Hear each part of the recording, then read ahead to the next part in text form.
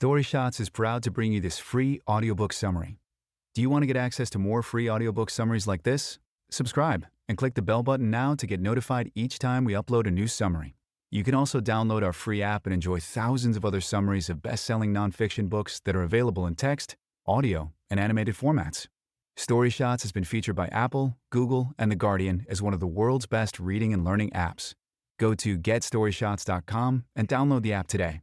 Happy learning. Ever feel like you're just spinning your wheels trying to get ahead? Like you need that, I don't know, an extra push?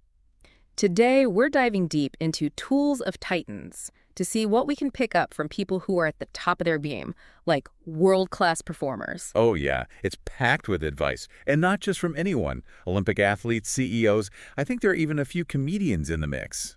And get this. We're not talking about your typical self-help stuff. This is unconventional wisdom, the kind of stuff you don't hear every day. We'll dig into optimizing your body and mind. And, oh yeah, your work too. Have you ever pictured yourself taking ice baths like Wim Hof? Or maybe brewing up some brain-boosting tea? We'll unpack it all, make it something you can actually use, not just something you listen to and forget about. Totally. Let's jump right in with pushing those physical and mental limits.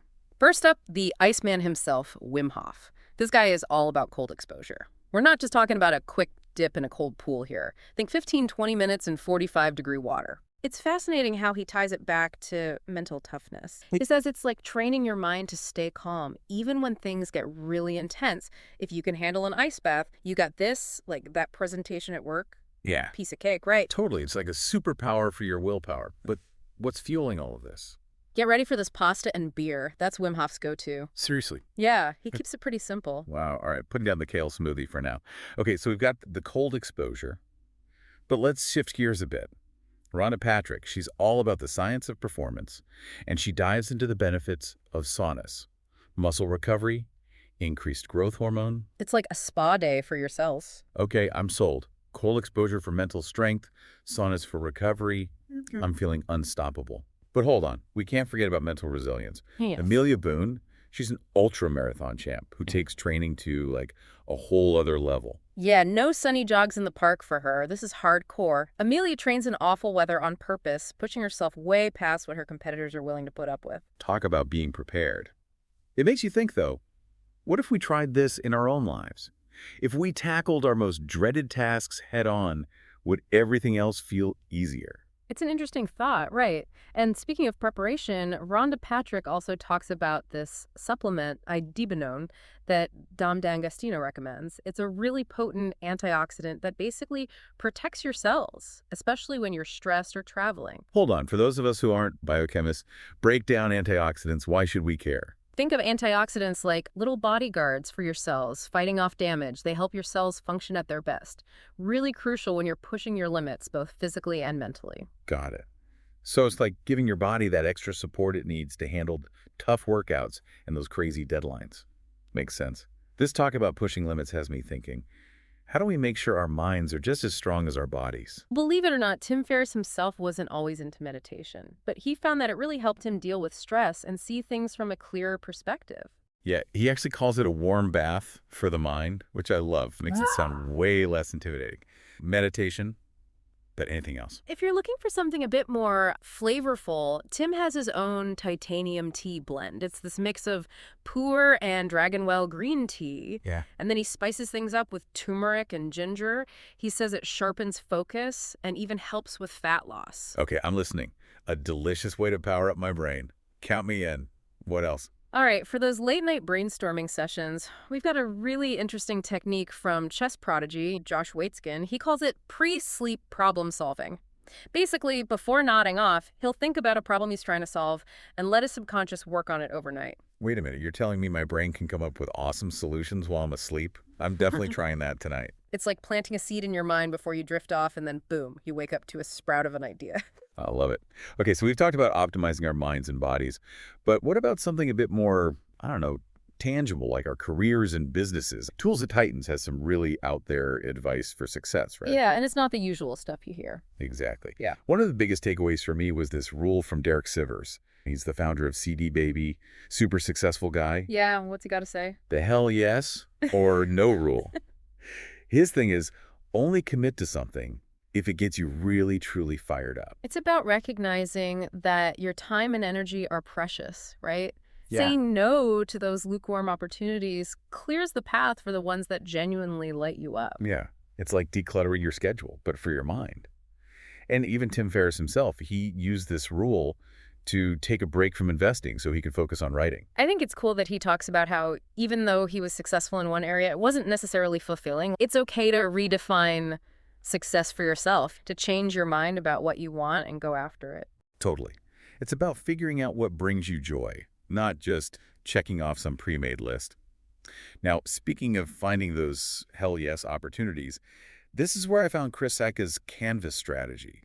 Super intriguing. Oh, yeah, that's a good one. Sacca, he's a venture capitalist who made early bets on companies like Twitter and Uber, so he knows a thing or two about picking winners. And his strategy is about starting as a great mentee to attract great mentors. Approach everything with humility, knowing we can learn from anyone no matter what their title is. It's not about being the smartest person in the room, but the one who's most willing to learn. Exactly. He's got these amazing examples, like Ben Franklin offering his skills to a competitor, which ended up with him getting mentored. And even Bill Belichick, starting as a low-level coach, learning from the best in the business. It flips the script on that whole lone genius idea. Collaboration is key. You've got to be willing to learn from those who've come before you. It's like that saying, if you want to go fast, go alone. If you want to go far, go together.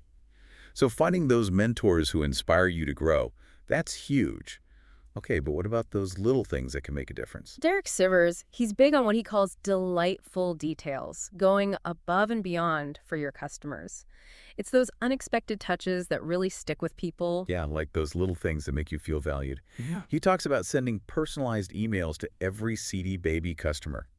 Adds that personal touch, especially in a world that feels increasingly automated. It's a good reminder that sometimes it's those small gestures that leave the biggest mark. Totally. And speaking of leaving a mark, I've got to share how the hell yes rule came about. Are you ready for this? It came from a chat between Derek Sivers and the musician Amber Rubarth. No kidding. Yep, they were just talking about dealing with invitations and opportunities, and boom, the phrase was born. Pretty cool how these simple yet profound ideas can come from everyday conversations. It's a good reminder to keep your ears open, always be ready to learn. I totally agree. Now back to Chris Sacca. Remember how we were talking about forging your own path? He compares entrepreneurs to world builders, which I think is such a cool concept. He talks about how entrepreneurs can create their own little worlds. Like, they get to set the rules. They decide what the environment is like, the whole experience. Like they're the architects of their own reality. It's so empowering, right? We all have that power within us to shape our lives, to build something that truly matters to us. But let's be real, building a business or even just navigating your career, it's not always easy. Tools of Titans doesn't shy away from the tough stuff. It's about finding those mental tools to get through those bumps in the road. It's anything worth doing, there are going to be challenges, but it's how you approach them, how you use them to learn and grow. That's the key. For sure. And you know what? Sometimes the simplest tools are the most effective. Remember how Tim Ferriss talked about struggling with meditation at first? He said it wasn't until he started making his bed every morning that he started feeling the benefits of being mindful. Really? Just from making the bed? Yeah. It's a small thing, but it creates this sense of order, of control, in the middle of all the chaos. It's a good reminder that sometimes those little things can have a big impact. For sure. And speaking of finding peace amidst chaos, Naval Ravikant, the tech investor and entrepreneur, he talks about the power of being present, like really present. Yeah, I've heard him talk about that. He views desire, wanting more and more, as a form of suffering. He's all about appreciating what you've got right here, right now. It's a good message, especially in a world that's constantly telling us to strive for more, to never be satisfied. It's important to actually enjoy the journey, not just focus on the destination. Absolutely. It's like that saying, there is no way to happiness. Happiness is the way. Okay, but let's be real. Life throws curveballs. What about when things go wrong? Jocko Willing, he's a retired Navy SEAL commander, has a surprisingly simple approach. Ready for this? Good. Good. Just good. That's it. I know, right? It sounds too simple, but hear me out. His philosophy is that every single obstacle, every challenge, it's a chance to learn and grow. Oh, I get it. So instead of dwelling on the negative, on what went wrong, you shift your focus. You look for the lesson. Exactly. And that shift in mindset, that's powerful. It's like reframing those negative experiences. They become fuel for growth. Exactly. Instead of asking, why me? It's about asking, what can I learn from this? Yeah. It's choosing resilience, turning setbacks into stepping stones. It's funny how this idea of reframing comes up in comedy, too. Whitney Cummings, the comedian, she says the best new material often comes from asking yourself, what pisses me off? And then she turns that frustration into humor. That's so true. It's about finding the absurdity in everyday life, connecting with people through shared experiences, even the frustrating ones. And speaking of comedy, she's got this great technique for dealing with hecklers. Instead of ignoring them, she addresses them head on. Bold move. But it works. By acknowledging the distraction, she clears the air and brings the focus back to her jokes. Smart. It's like she's taking control of the situation, using it to her advantage. I like that. It's about owning your craft, owning the room. And speaking of owning it, comedian Bryan Callen is all about being vulnerable on stage. He says the best comedy, the kind that truly resonates, it comes from a place of authenticity. It's about exploring those fears, those insecurities. That's true. We all have them, right? And there's something about someone being open and honest about their struggles that just makes them more relatable. Definitely. Yeah. We connect through shared experiences, even the messy ones. And it's not just about comedy, right? This idea of vulnerability being a strength, it applies to so many areas of life. Okay, let's shift gears a bit. James Altucher, he is an author and entrepreneur, has this interesting piece of advice about dealing with fear and procrastination. He says you should define your nightmare. Your nightmare, like the worst case scenario. Yep, exactly that. And then you break it down step by step. So it's like facing your fears head on, right? Sometimes just acknowledging them can take away their power. Exactly. Fear is a mind killer, or so they say. The more we try to avoid our fears, the stronger they become.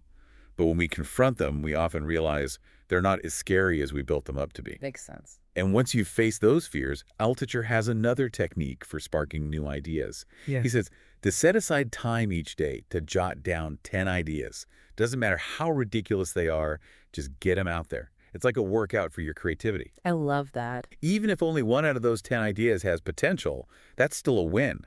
It's about cultivating a mindset of abundance. We're about believing in the power of possibilities. Exactly.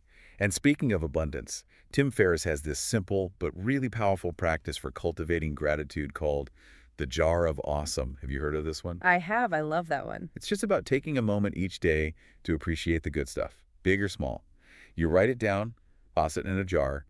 Then when you're feeling down, you can revisit those moments of joy and gratitude.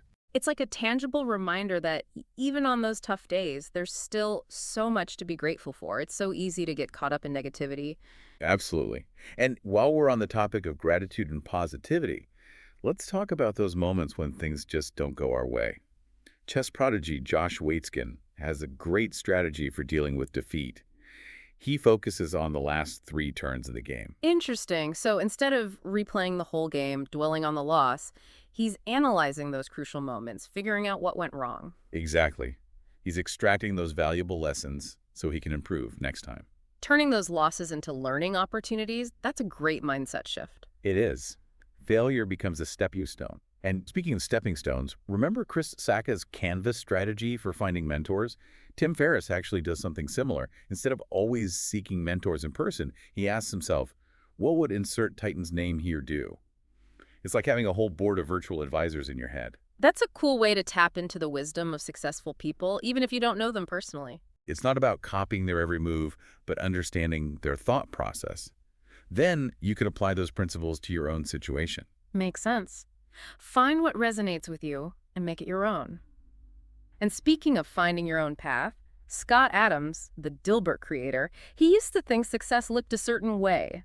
Big houses, fancy cars, the whole 9 yards. But he realized those things didn't align with what he truly valued. It's so easy to fall into that trap, chasing someone else's definition of success. It is, and that's why it's so important to define what success means to you on your own terms. For Adams, it's about being useful, contributing something valuable to the world, which is a pretty great definition if you ask me. I agree. It's about finding your unique contribution, regardless of what you do or what path you choose. Okay, so we've talked about mentors, but sometimes, even with the best guidance, life can feel overwhelming, right? Oh, tell me about it. It happens to the best of us. When that happens, Ed Cook, he's a memory champion. He has this amazing piece of advice. Ready? Look at the stars. Look at the stars, seriously. I know, it sounds simple, almost too simple. But think about it. It reminds us how small we are, how vast the universe is. It puts things in perspective, right? Exactly. Our problems, they might feel huge in the moment, but in the grand scheme of things, it's like hitting the reset button on your mind. I love that. Okay, I'm definitely adding look at the stars to my list of stress busters. And hey, if that doesn't work, there's always Wim Hof's approach. Let me guess, jump in an ice bath. You got it. Talk about a wake-up call. But seriously, it's a great example of how physical challenges can lead to mental breakthroughs. It's about pushing your limits, proving to yourself you're capable of more than you think. And sometimes that push needs to come from something as shocking as an ice bath. Or maybe just mustering the willpower to make your bed in the morning. It's about those small, consistent actions day after day that ultimately shape our lives. It's amazing how many of these high achievers, these titans, they manage to do so much while still prioritizing their well-being. It's not about burning out. It's about finding those sustainable ways to be your best self. Totally. It's like they've figured out that taking care of yourself, both mentally and physically, it's an investment, not a distraction. And speaking of investments, this next section is packed with some really unique strategies for success. One that stuck with me was Derek Sivers' idea, building your business around the lifestyle you want, not the other way around. He calls it lifestyle design, and it really makes you rethink what success even means. Yeah, that's such a fresh perspective. It's so easy to get caught in that trap of thinking, okay, once I achieve this one thing, then I'll finally be happy. But Sivers is like, nope, flip the script. Design a life you don't need to escape from in the first place. Exactly. He even tells entrepreneurs to ask themselves, what would my ideal day look like? And then build your business around that. So it's about freedom, flexibility, work that feels more, I don't know, play almost. It really makes you think, how many of us are chasing someone else's version of success instead of creating our own? And speaking of creating your own path, Chris Sacca, the venture capitalist we mentioned earlier, he has this really interesting take on risk. He's not about waiting for the perfect moment or having all the answers before you jump in. Yeah, he's all about action. He actually encourages entrepreneurs to embrace what he calls calculated recklessness. So it's about taking risks, yeah, but not blindly. You do your research, you figure out the potential downsides, and then you take that leap. It's like that saying, the biggest risk is not taking any risk at all. Exactly. And Sacca, he lives by that. He's known for making these big, bold investment decisions, often going against the conventional wisdom. And it's not just about business, right? This whole calculated recklessness thing, it can apply to anything. Taking a chance on a relationship, finally pursuing that passion project you've been putting off. It's about getting out of your comfort zone, embracing the unknown. You never know what amazing opportunities are out there. But let's be real, taking risks can be scary. Sometimes we need a little boost of confidence. This is where Amy Cuddy's research comes in. She's a social psychologist who studies power posing. Oh, yeah, I've heard of that. What is it, like standing like Superman or something? Pretty much. Yeah. Her research found that simply holding your body in a powerful posture, even for just a couple of minutes, can actually change your body chemistry. It boosts testosterone, lowers cortisol, that's the stress hormone. No way. Seriously. Just from changing your posture. It sounds crazy, right, Seth? But the research is there, and the cool thing is, it's such an easy thing to do. Anyone can try it. It's like you're sending a message to your brain, hey, we got this, we're in control here. Exactly. And speaking of being in control, let's talk about time management. Because let's be real, who couldn't use a little more time? Amen to that. This is the end of part 1 and the free shot of this book. Thanks for listening. Get the full text infographic animated video and audiobook summary on the StoryShots app. What should our next book be? Suggest or vote it up using the Vote for New Book survey on the app. To dive into the details and support the author, order the full audiobook for free using the link in the description or the app. Did you like the lessons you learned here? Share to show you care, or let us know by contacting us at support@getstoryshots.com. We'd love to hear from you. Did you like this audiobook summary? Click the like button now to support our channel. If you don't want to miss out on new free audiobook summaries, subscribe and click the bell button.